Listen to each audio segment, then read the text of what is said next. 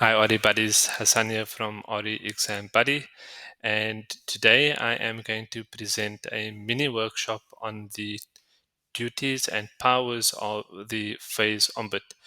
We'll start off by defining what is a FAIS complaint, the conditions for a complaint, and from there we will then determine when a complaint can be dismissed by the FAIS Ombud.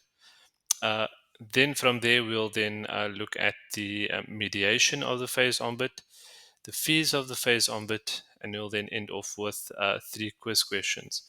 So stay tuned till the end of the video in order to test your knowledge and understanding of the content discussed today. And I just want to make mention that if you want to get the most value out of this video, I highly recommend that you use it alongside our RE5 study pack in order to have the best chance of doing well in the section. I'll leave a link in the video description below where you can access our RE5 study pack. Duties and powers of the FAIS Ombud. But before we can dive into the FAIS Ombud and its duties and powers, let's explore what is a complaint. So, a complaint is when a client suffers a loss due to an action performed by the FSP. What's important to remember is that a loss has occurred by the client, and that loss is as a result of an action which was performed by the FSP. It must not have been performed by the product provider or any other party. The loss had to have occurred as a result of an action by the representative, for example, the representative of the FSP. So, an example of this would be incorrect advice. So, the client was placed or advised to go into a certain product or certain portfolio that was not suitable for him or her, but the representative advised or recommended that product, and due to the poor advice, the client suffered some or other loss. So that is a definition of a FAIS complaint, and a complaint that is for the purposes of the FAIS Ombud. What caused the loss? If it's a FSP, as I mentioned in the previous point, if it's a FSP that caused the loss due to, for example, incorrect advice rendered by the representative, then the matter would be referred to the FAIS Ombud. Alternatively, if the loss was caused by the product supplier being, for example, an insurer or the administrator on the actual investment product, then this complaint or this loss, because the loss was not caused by the FSP, that would be referred to a different ombud, and that would be the ombud that is specific to that particular sector. So, to recap, the loss had to have been occurred as a result of an action by the FSP, and if that is the case, then the matter can be referred to the FAIS Ombud. Hang on to that. Before it can be referred to the FAIS Ombud, there's just one or two other points I also need to mention.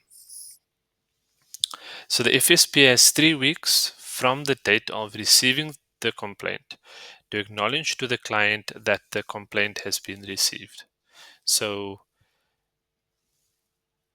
important, it's not the date at which the loss occurred, but the date at which the complaint was received by the client or from the client. The 3 weeks from that date up until the date that the client acknowledgement has been made by the FSP, that period has to be 3 weeks. So, what are the conditions of a complaint? So, though the FSP caused the loss, there are still certain conditions that need to be met before that complaint can be referred to the FAIS Ombud. The complaint referred to the FSP first, and it was not resolved in 6 weeks. So, the complaint was logged or lodged to the FSP.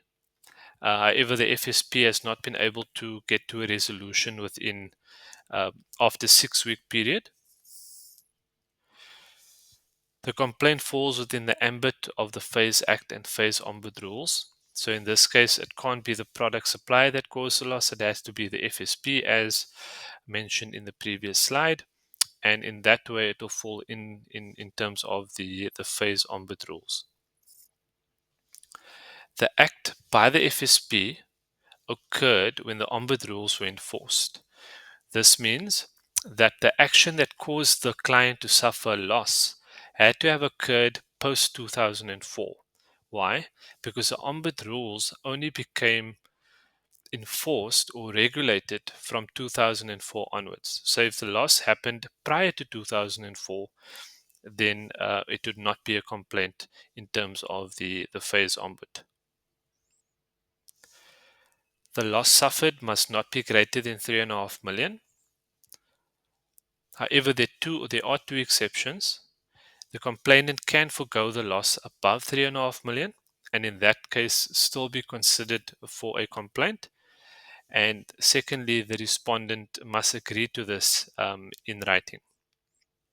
So the complainant, being the client, they must accept that any losses that are above a 3.5 million threshold, they will forgo that portion of the loss in order for the FAIS Ombud to look at their complaint. And the FSP also has to agree to this, being the respondent, in writing. Like I said, the complainant is the client and the FSP is the respondent. If the respondent, being the FSP, has not resolved the complaint within 6 weeks, then the FSP must inform the client that the complaint may be referred to the FAIS Ombud. The client then has 6 months after the final response from the FSP to submit the client to the FAIS Ombud. So there's a 6-month period that the client has to submit the complaint to the FAIS Ombud after that 6-week period that it hasn't been resolved with the FSP. That 6-month period then begins thereafter. There are certain conditions that lead to the FAIS Ombud dismissing a complaint. And what are those? The complaint does not have reasonable prospect of success. So it's a complaint that, it doesn't have a lot of grounds to being a complaint. It's a weak argument on the part of the client. The FSP, being the respondent, made a fair offer which is still open to acceptance by the client. The matter was previously considered by the FAIS Ombud. So the FAIS Ombud won't look at something that they previously looked at and gave a judgment on. The essential subject of the complaint has been decided in court. Again, subject of the complaint is pending court proceedings. So if there's already been a court outcome or if there's court proceedings pending, then the FAIS Ombud will dismiss the complaint. If the nature of the complaint is such that the FAIS Ombud can't assist, in this case again it falls outside of the FAIS Ombud realm, the advice intermediary services were provided by persons operating without authorization. So these are the 7 cases in which the FAIS Ombud may go ahead and dismiss a complaint. Determinations by the FAIS Ombud. So what are these? If mediation fails, the Ombud must make a ruling. The complainant may be awarded for compensation for loss. The Ombud may issue a directive to the FSP. The determination must be in writing, and the commissioner and parties must be present. If there is no appeal, the copy must be sent to the clerk of the court. The FSP and or the client can apply to the Ombud for leave to appeal within 1 month of the date of determination. So there is an appeal period as well. and that's within 1 month of the date of determination. Non-cooperation can lead to the Ombud referring the matter to the FSCA. Case fees, costs, and interests. So the case fees were recently removed, so there's no case fees when it comes to the FAIS Ombud. The determination refers to the compensation for loss, plus the costs, plus the interest attached to that as well. The maximum monetary award would be the 3.5 million, plus interest from date of loss, plus the cost awards. Let's get on to the quiz questions. Which of the following is not a condition for the FAIS Ombud to officially receive a complaint? The act or omission occurred while the Ombud rules were in force. The monetary claim exceeds 3.5 million, but the complainant agrees to abandon the excess amount in writing. The respondent has satisfactorily addressed the complaint within 6 weeks of receipt. The complaint involves a financial service provider provided by an unauthorized FSP. Give that one some thought. And the answer is C. The respondent has satisfactorily addressed the complaint within 6 weeks of receipt. In this case, it would not be a condition for the FAIS Ombud to receive a complaint because the FSP has already addressed the complaint within 6 weeks. Question number 2. In which of the following situations can the FAIS Ombud summarily dismiss a complaint? The complaint involves a financial service provided within the last year.